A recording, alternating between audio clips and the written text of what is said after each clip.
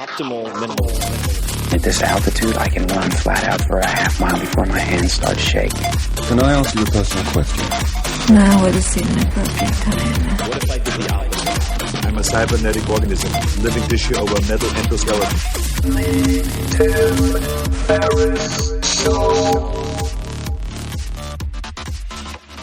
This episode is brought to you by AG1, the daily foundational nutritional supplement that supports whole body health. And I do get asked a lot what I would take if I could only take one supplement. And the true answer is invariably AG1. It simply covers a ton of bases. I usually drink it in the mornings and frequently take their travel packs with me on the road. So what is AG1? AG1 is a science-driven formulation of vitamins, probiotics, and whole food sourced nutrients. In a single scoop, AG1 gives you support for the brain, gut, and immune system. So take ownership of your health and try AG1 today. You will get a free 1-year supply of vitamin D and 5 free AG1 travel packs with your first subscription purchase.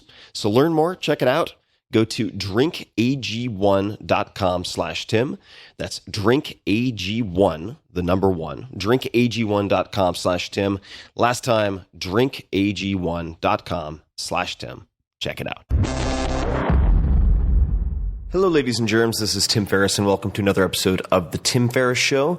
This is a special edition where I'm going to share an excerpt from my favorite book of all time. And in fact, it is a collection of letters, roughly 2,000 years old, that I reread at least once a quarter from Seneca the Younger. These are the moral letters to Lucilius that I've compiled into the Tao of Seneca. And this particular example is a letter 17 on philosophy and riches. And Seneca takes a little while with his preamble to get warmed up, but my favorite portion begins with, I might close my letter at this point. So you can use that as a bookmark. I might close my letter at this point. And I was talking to a friend of mine about Seneca. He's a huge fan also. And he said what I agree with, and that is I went back through my notes and started to compile a list of the ideas that had the biggest impact on me, letter by letter. But going through, I realized that what makes Seneca so unique is the common threads that flow through different letters. So it's very hard to just take one letter, although they are valuable. So I encourage you to check out all of these letters, and you can find them at audible.com/Tim's Books. It's a 3-volume set of all of these letters because I wanted to listen to them in audio and could not find it. That's how it got created. So please enjoy On Philosophy and Riches by Seneca, and I hope you find it as valuable as I have. Letter 17. On Philosophy and Riches. Cast away everything of that sort if you are wise. Nay, rather that you may be wise. Strive toward a sound mind at top speed and with your whole strength.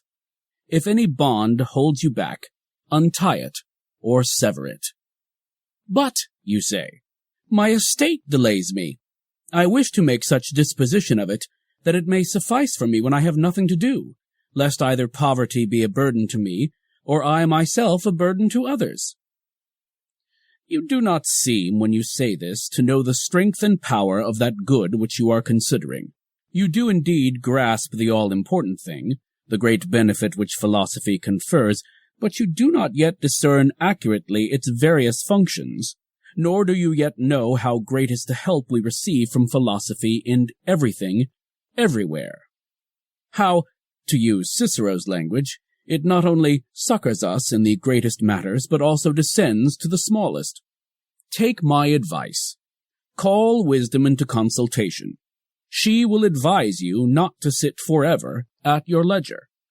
Doubtless your object, what you wish to attain by such postponement of your studies, is that poverty may not have to be feared by you.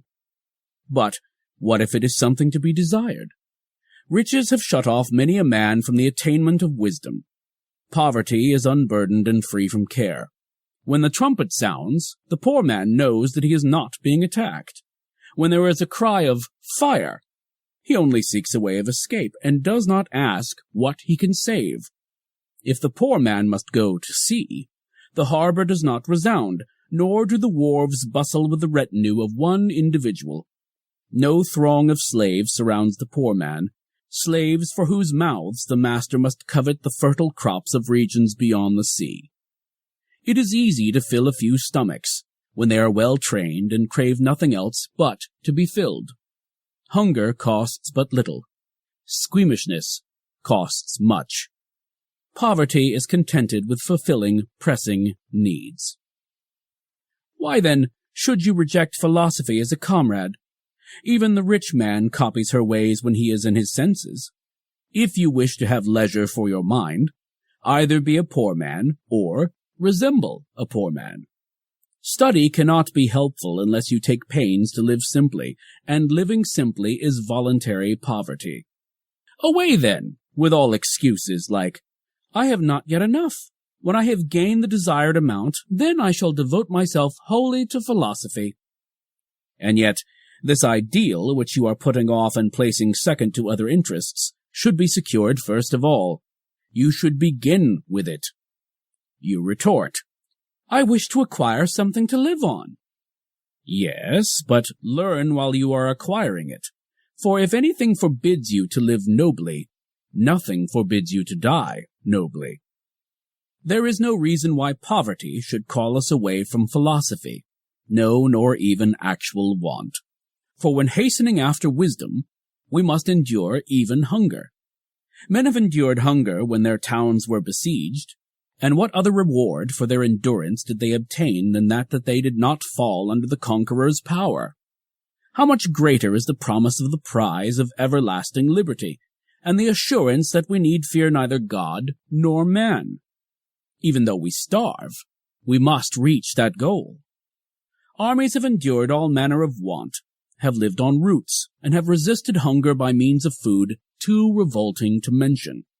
All this they have suffered to gain a kingdom, and, what is more marvelous, to gain a kingdom that will be another's. Will any man hesitate to endure poverty in order that he may free his mind from madness? Therefore, one should not seek to lay up riches first. One may attain to philosophy, however, even without money for the journey. It is indeed so. After you have come to possess all other things, should you then wish to possess wisdom also? Is philosophy to be the last requisite in life, a sort of supplement? Nay, your plan should be this. Be a philosopher now, whether you have anything or not. For if you have anything, how do you know that you have not too much already? But if you have nothing, seek understanding first before anything else. But, you say, I shall lack the necessities of life. In the first place, you cannot lack them, because nature demands but little, and the wise man suits his needs to nature. But if the utmost pinch of need arrives, he will quickly take leave of life and cease being a trouble to himself. If, however, his means of existence are meager and scanty, he will make the best of them, without being anxious or worried about anything more than the bare necessities. He will do justice to his belly and his shoulders. With free and happy spirit he will laugh at the bustling of rich men and the flurried ways of those who are hastening after wealth, and say, Why of your own accord postpone your real life to the distant future? Shall you wait for some interest to fall due, or for some income on your merchandise, or for a place in the will of some wealthy old man, when you can be rich here and now? Wisdom offers wealth in ready money, and pays it over to those in whose eyes she has made wealth superfluous. These remarks refer to other men. You are nearer the rich class. Change the age in which you live, and you have too much. But in every age, what is enough remains the same. I might close my letter at this point if I had not got you into bad habits. One cannot greet Parthian royalty without bringing a gift, and in your case I cannot say farewell without paying a price. But what of it? I shall borrow from Epicurus. The acquisition of riches has been for many men not an end, but a change of troubles. I do not wonder, for the fault is not in the wealth, but in the mind itself. That which had made poverty a burden to us has made riches also a burden. Just as it matters little whether you lay a sick man on a wooden or on a golden bed, for whithersoever he be moved, he will carry his malady with him, So one need not care whether the diseased mind is bestowed upon riches or upon poverty. His malady goes with the man. Farewell.